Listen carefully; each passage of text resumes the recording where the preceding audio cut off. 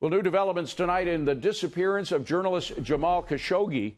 Officials in Turkey say they now have graphic audio and visual proof he was killed at the Saudi consulate in Istanbul. Those recordings are said to have been shared with the United States. President Trump tonight telling reporters he plans to get to the bottom of the case. Well, we're going to find out what happened with respect to the terrible situation in Turkey. I will say that they are looking very hard and fast, and not only us. A lot of people are looking to find out because it is potentially a really, really terrible situation. Joining me now is Christian Whiten. He is former State Department senior advisor. Christian, great to see you. I want to talk about what happened to Khashoggi, or what might or might not have happened to Khashoggi in Turkey. But first, a more positive story from Turkey, the release of our pastor, Pastor Bronson. It's another vindication of the Trump way. It is the most undiplomatic form of diplomacy we've seen. But that's probably a good thing when you think of all the mess diplomats have gotten us into over the past 100 years or so.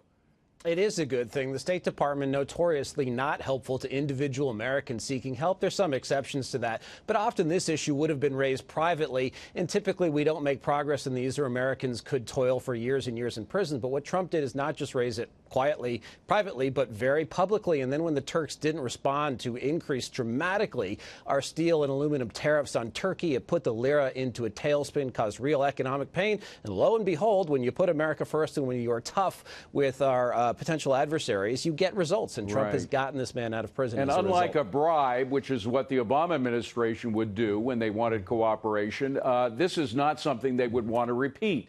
That is, if you bribe somebody, if they take an American, for example, they'll take more Americans because they'll get more money. If you put the screws on them, if they take an American and bring them to their knees, they're less likely to do it again. Exactly, and that's been demonstrated around the world, and it's not just noticed by Turkey, our fair weather friends who are part of NATO. It's also noticed in Iran, who are, of course, the best hostage takers, the most prolific hostage takers in the world, and in other places around the world. And the lesson is clear. If you take an American hostage, there's going to be a price to pay. Now, let's talk about Khashoggi, because another way in which the Turks are trying to get out from under the screws that we put on them is by cooperating apparently with our intel services in terms of what happened to Khashoggi.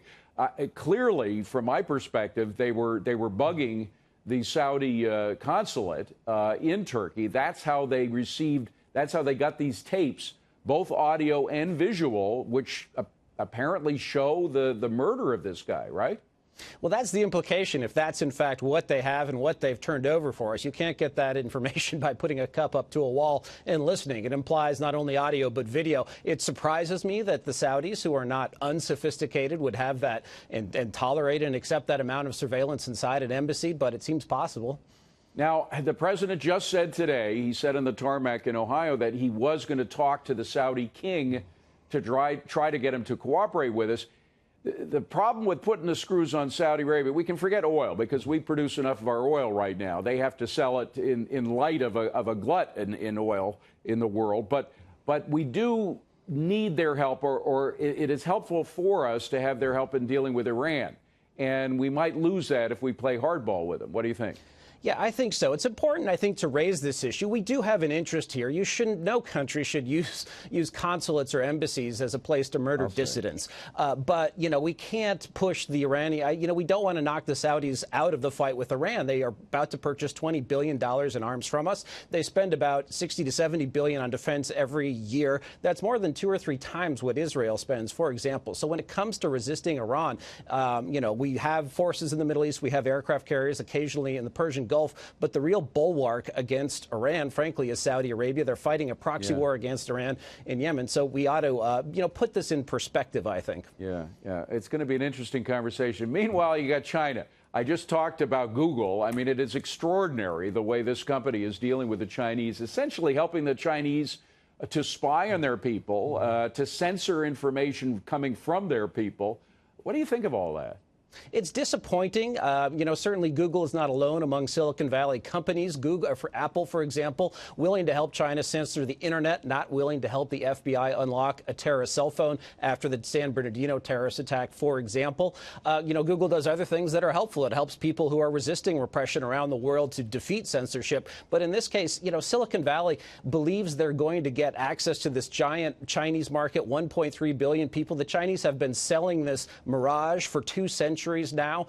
If you ever get deep enough into the Chinese market, they're going to take away your access or expropriate your business and technology. And we need to get these companies, frankly, to look elsewhere. I think that's slowly happening with Trump trade policy and defense policy, but not fast enough. You look what's happened in China. I mean, it is extraordinary. During the Obama administration, the last couple of years, they were just kind of throwing up their hands saying, yeah, they're taking over those little islands in the South China Sea. Yeah, they're taking advantage of it, but we can't do anything about it.